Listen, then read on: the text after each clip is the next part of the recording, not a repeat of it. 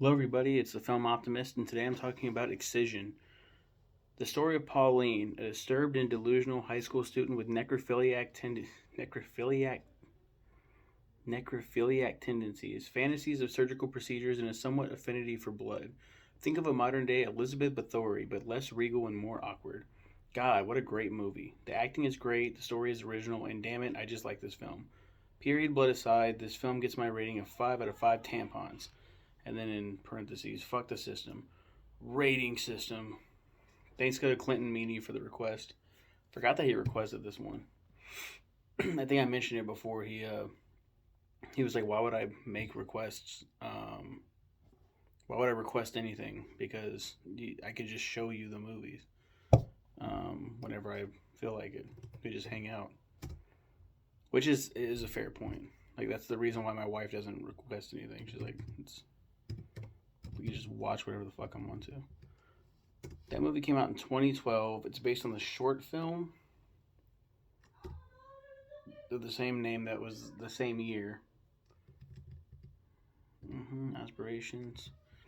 Her family is dysfunctional. Her younger sister Grace suffers from cystic fibrosis, and her controlling, strongly Christian mother Phyllis shares a strained marriage with Pauline's father Bob.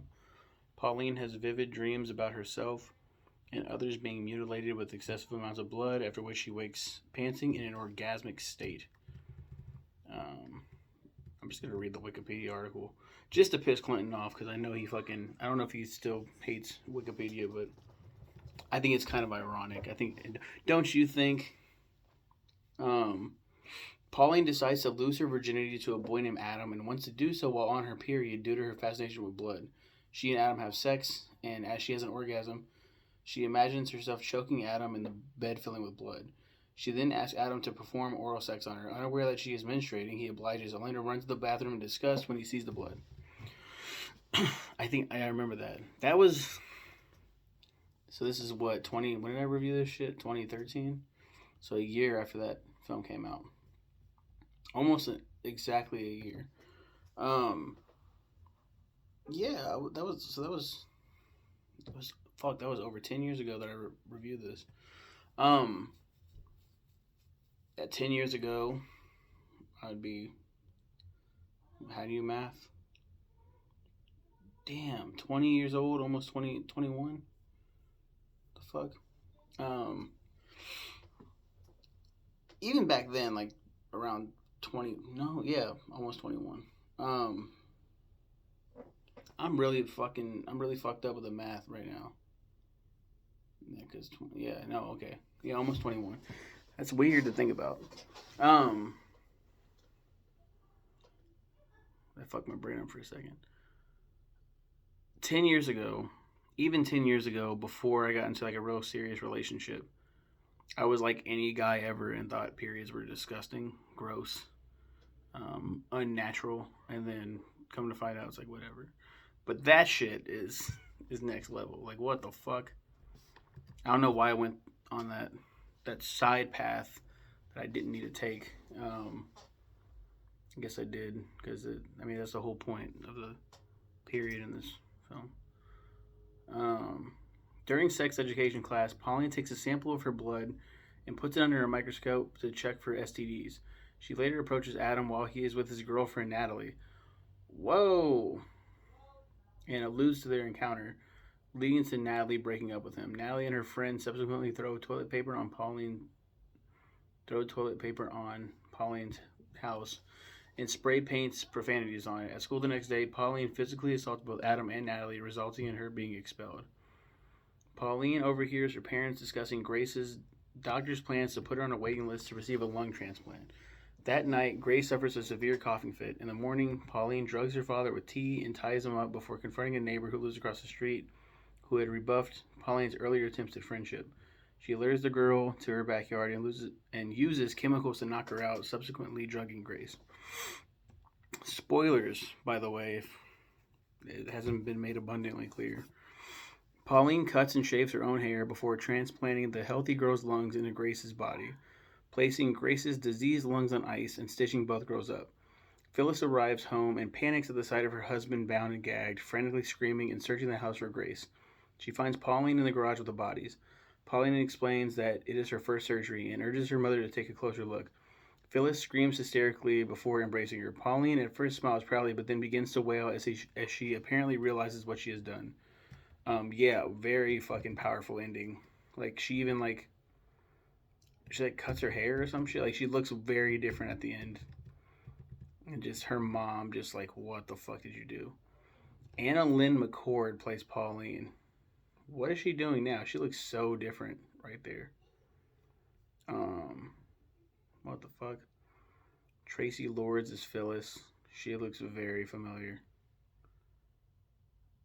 Huh.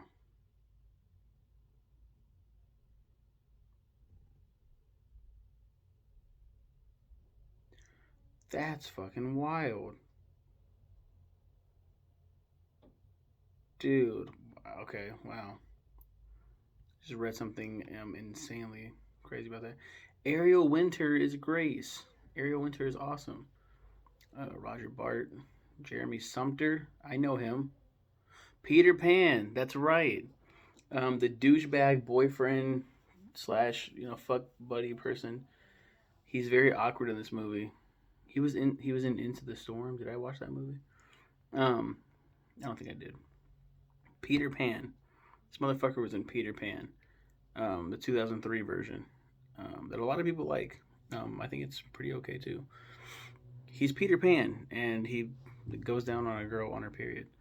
Malcolm McDowell is Mr. Cooper. I forgot he was in this. Matthew Gray Goobler's in this. The fuck? I think this is before I knew that Clinton loved this dude. I mean, and it's easy to love this guy. He's amazing. He voices my not my favorite chipmunk, but one of my favorite chipmunks. That I love all the chipmunks. What am I talking about? My favorite is Theodore, though, just in case you were wondering. Marley Matlin is in this. She's deaf. She plays Amber. What? Wait a minute. Hold the fuck up. Is this the deaf chick? Wait, what the fuck? Wait. Who was the girlfriend? I got so confused for a second. Natalie. I was like, why would Jeremy Sumter be dating? I'm so fucking dumb. That's Molly McCook. McCook. She was in Last Man Standing. Ray Wise. Name sounds very familiar. He's in Twin Peaks. John Waters. Of course he'd be in here. That depraved fuck. Natalie Dreyfus. Dreyfus. She's in a lot of shit. Cole Bernstein, Emily Bix, Brendan Bailey, Matthew Fahey, Sidney Franklin. Yeah, this movie's fucking awesome. Very disturbing, but like I've seen worse. I've seen more disturbing. I've seen things that have really fucked with me. I already reviewed Antichrist, right? Did I review that yet? I had to have. I'm gonna look real quick because this is 130 on my list. I haven't yet. Holy shit! So yeah, definitely saw way more disturbed, way more disturbing things with Clinton. So back the fuck up. That's my review where I kind of zoned out for a second there of Excision. Go ahead and watch it, and go ahead and watch the short film. I reviewed that one as well because I was like, wait, I should start like actually looking at like the short films that inspired these movies, like Whiplash, for example. Pixels, the fucking Oscar-winning Pixels, Oscar-nominated Pixels. What a fucking dumpster fire. Um, I was like, I should start watching these short films, and so I watched the short film, and then it was basically, I think it's basically the ending of this film, the shocking ending. I think it's just that, but we'll talk about that when we get to it, which is like 3 years later. I was working at Walmart, and then I was like, hey, let me go ahead and watch these short films out of nowhere. But everybody, take care. Thanks again to Clinton. Shout out. Peace.